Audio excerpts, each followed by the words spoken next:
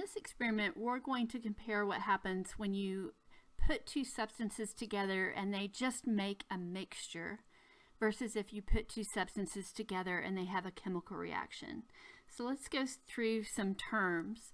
A substance to a chemist means pure. In other words, it means that if you look at all of the molecules in the water, they're all the same and that's all is present. That's a substance that's water. If the water is not pure, say you have tap water and it has some ions in it, that's a mixture. Okay, so we're going to look at the difference between a physical change and a chemical change. Making a mixture is a physical change.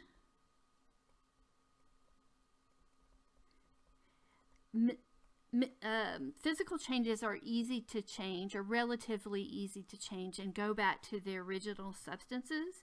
In a chemical change, you have something that is changing its identity. So if we burn natural gas, we're going to get carbon dioxide and water, and it is very hard to take the carbon dioxide and water and go back to, if not impossible, to the methane gas that you used. So a chemical change, you have a change in identity, and it's really hard to take it backwards most of the time.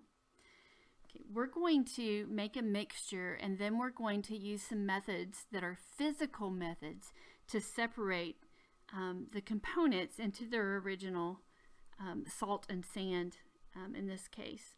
One method we can use is to evaporate.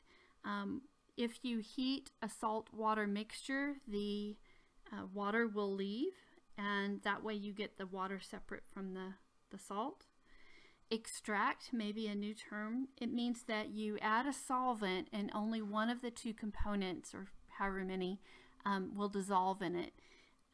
In other words, like in our case, we'll have salt and sand, and when you add water and mix, the salt will dissolve and go into the water, and the sand will be separate at the bottom. Filter, I think everybody knows what that means. Like if you have some solids in a liquid, you can use a filter.